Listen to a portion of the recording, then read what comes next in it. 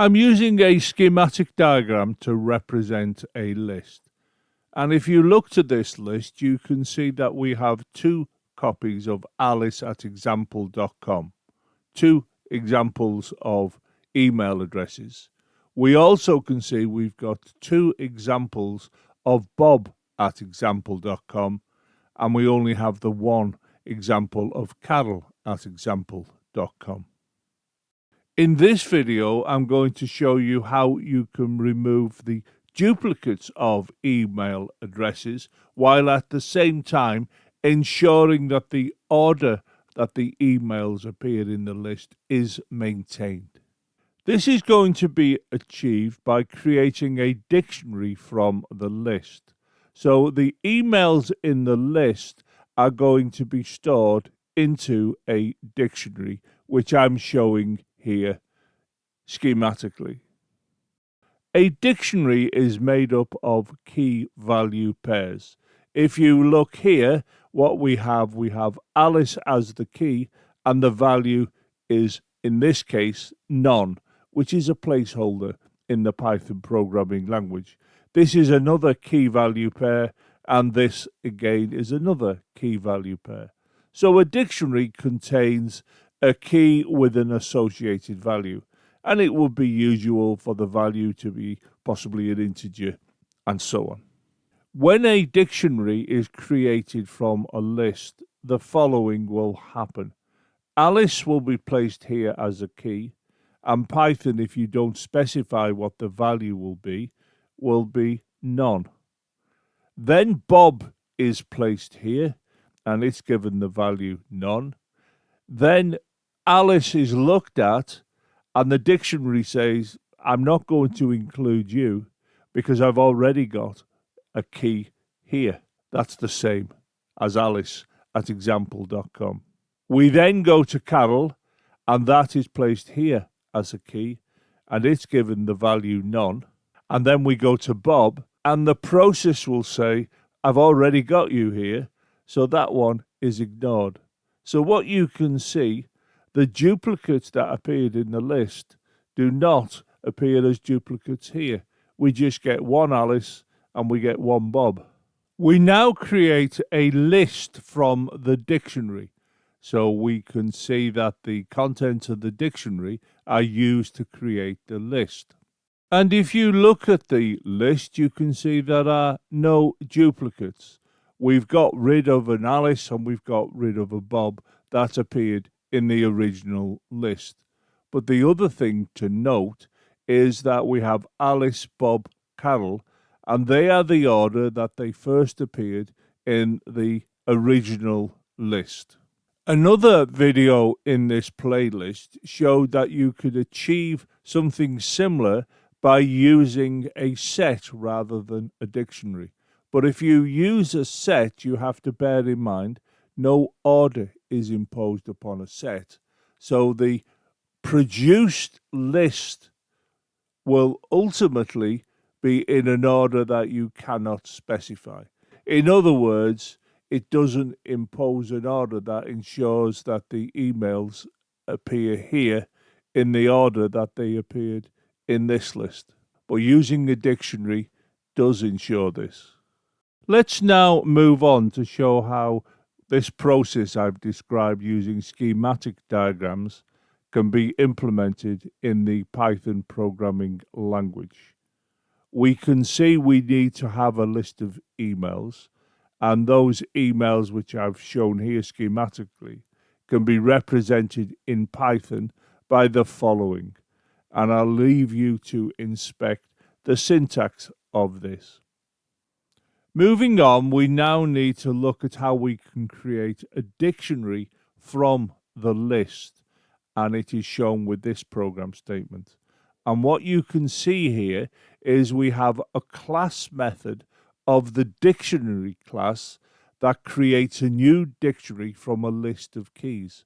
Now, this is the list of keys that I showed you on the previous slide, and this here is the class.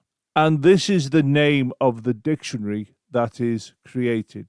We now need to consider how we can create the list from the dictionary that's just been created. and the program statement is shown here. And you can see this is the dictionary, and this is a function. It's a core function of the Python programming language, and we will produce a list of unique emails, as you can see by the name of the list I have created here. So the complete program is shown on this slide. Here are the original emails. This creates the dictionary, and this creates the unique list of emails where all of the duplicates will have been removed, but the order in which the emails appear in the original list will be maintained. I will now add some print lines to this program so we can see what the runtime will give us. And you can see I've done that on this slide. And here you can see I have the addition of 3 print statements. We will look at the runtime on the next slide, and you can see I've put the program here.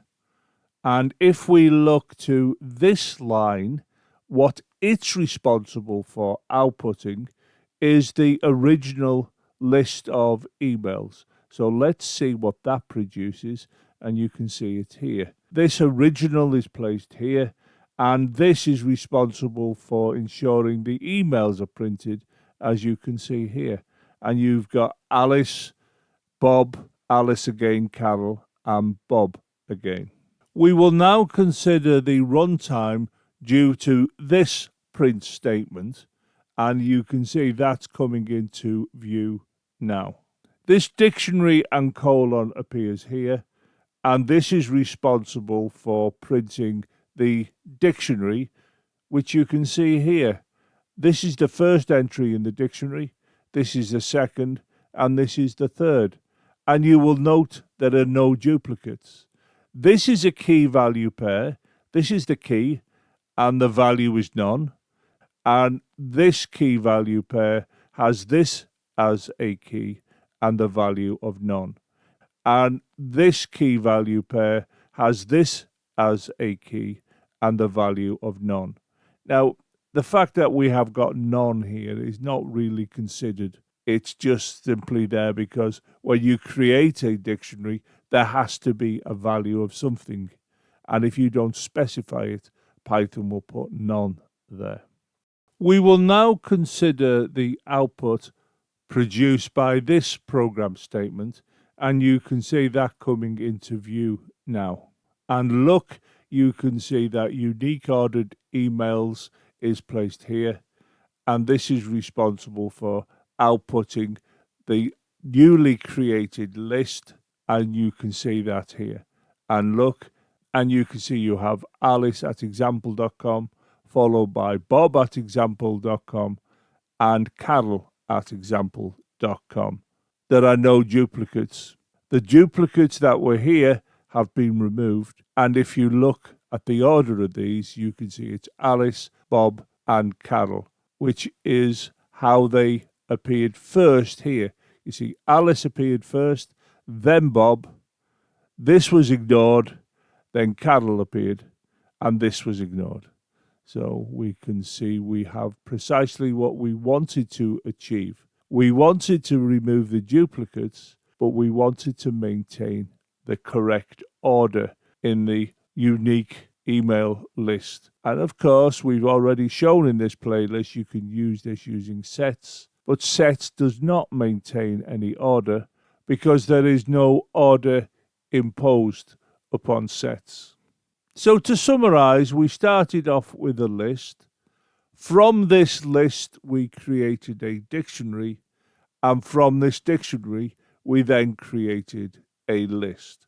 And the advantage of this approach is you get rid of all of the duplicates, but you maintain the original order.